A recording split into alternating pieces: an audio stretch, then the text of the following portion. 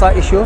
A huge amount of people here, they are to show their support, and they are showing their rejection of the declaration of President Trump for Jerusalem to be a capital of unknown country. Alhamdulillah, here in Malaysia, so many demonstration and protests showing their empathy, and they showing their support to Palestinian issue. Rasa bersyukur bila kita dapat menghimpunkan ramai orang Islam dan bukan Islam pun ada bersama-sama dengan kita sekali.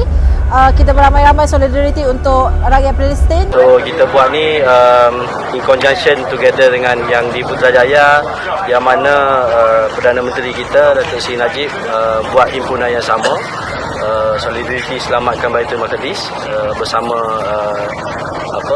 Tuan Guru Haji Hadi. Saya harap dengan penyatuan ini bukanlah satu solidariti yang bersifat one off, tetapi saya harap solidariti kali ini adalah solidariti yang bersifat berpanjangan sehingga kemenangan, insya-Allah.